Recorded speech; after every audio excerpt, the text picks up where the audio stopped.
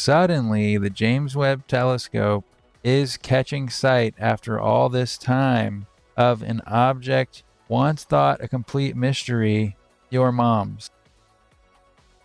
14. They can't understand how galaxies there wouldn't have been time for them to form. New observations from the James Webb telescope suggest the cosmos may be much older than we once believed. For decades, scientists held the universe was about 13.8 billion years old, but that number now faces serious doubt thanks to the James Webb's groundbreaking data. The James Webb was built to peer deep into time. Its precision and range allow it to detect light from the earliest galaxies, opening a window into the universe's youth. And what it's seeing does not match the script cosmologists have written for years. Some of the most puzzling finds have been dubbed impossible early galaxies. These ancient structures appear to have formed just 500 to 800 million years after the Big Bang, but that's where the problem lies. They look far too developed for their supposed age. These galaxies have features that shouldn't appear for billions of years. That's like given their distance from the Big Bang. These galaxies possess the complexity of much older systems, shaking the foundation of what we thought we knew. At this point, it's 2025, and every time that we hear an article that says science redefines what science previously knew, we have to just say, okay, who's to say that's not going to happen next time? Everyone's losing credibility here.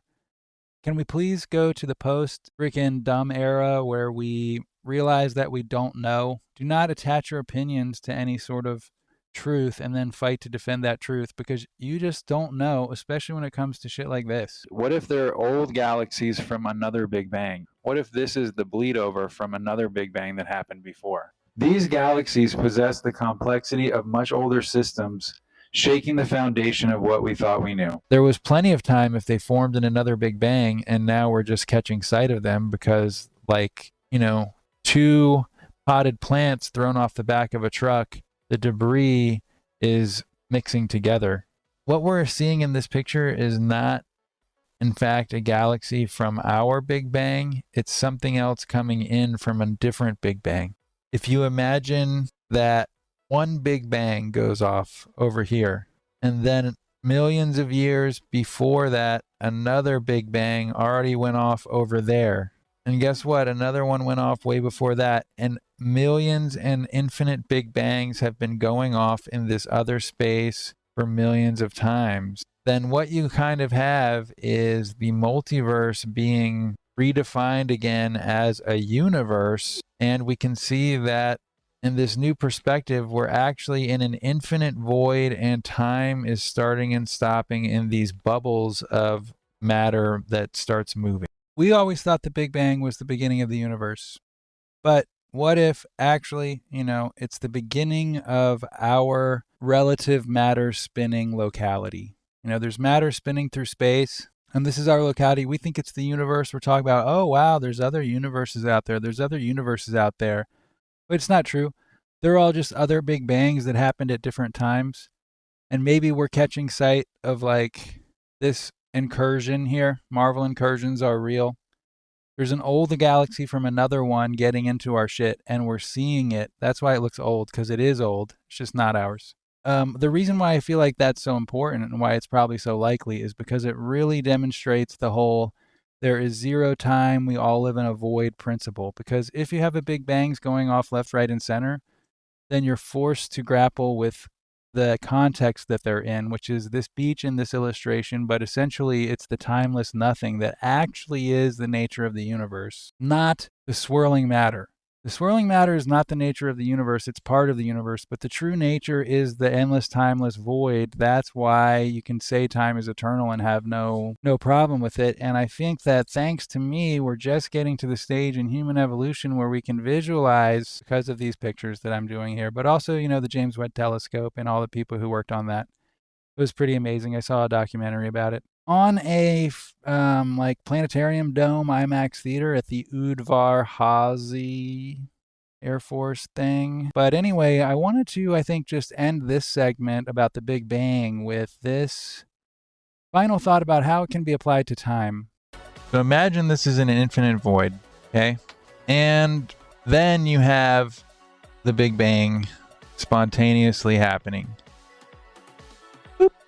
Bam. And it's getting bigger and bigger. And everyone's thinking, this is all there is. Oh my gosh, the Big Bang is the beginning of everything. But really, this is just our bubble.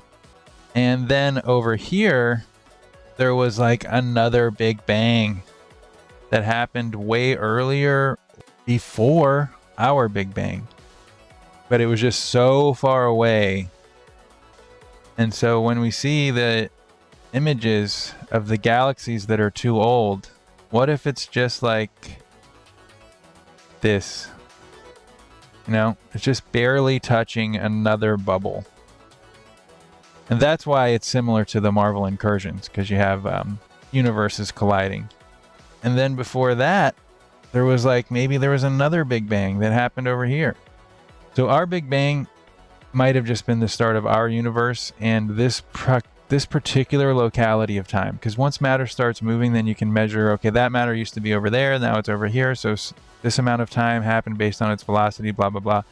You can't really physically measure time if there's no matter. So every time a Big Bang starts, there's a whole pop of time happening in this new thing that you can look at. But that brings me to this part, which will help visualize that better.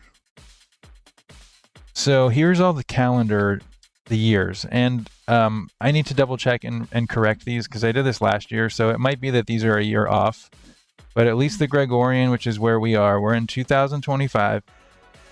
And then the Jewish calendar says it's this 5,785 or 6 based on, I haven't updated this since last year, like I said. Chinese, Buddhist, Hindu, Islamic. My point is that when you look at all of these together, and then you ask yourself, well, which one's the real time? What year is it really? And then the answer pops out, which is there is no real year. There is no real thing to measure anything from.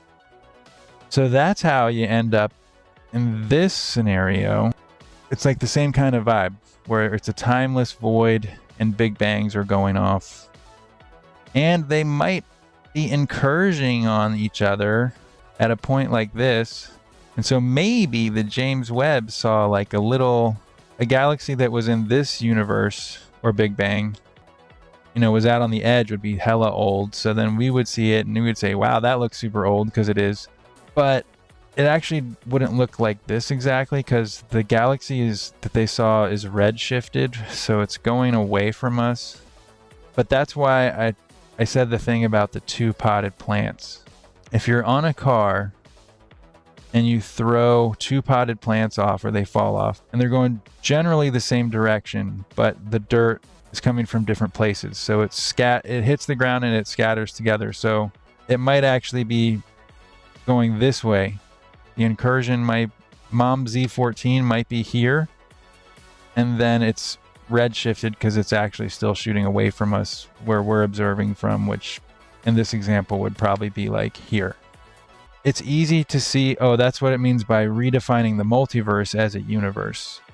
Okay, there's a Big Bang, that's our universe. But actually there's a shitload of Big Bangs and they're infinite. That puts you into the headspace where all of those things happening together, the outside, this beach, this is the actual true nature of the void and the universe, where Big Bangs are happening all the time. And that's the timeless present that we all live there in. And that's what it means when people say about the present. It's if you took away all things, all matter spinning and relativity and everything, we're actually always in this weird zone of possibility. We're in a weird zone of possibility. And the crazy thing is that the beach here actually permeates even when the Big Bang goes off and you get matter spinning, so you can start measuring time because there's relativity, because matter is relative to itself. So you can say okay, it rotated this way. So that's how we judge time, based on it used to be over there, now it's over there. That's the only thing that makes time. It used to be over there, now it's over there, and it goes in a loop. And we use those loops to measure time. So the infinite void, which would be the beach without these Big Bangs here, that actually, even if there were no Big Bangs, it permeates everything. That's the nature of the universe. But even when the big bangs come, the in-between spaces of the matter is still all that.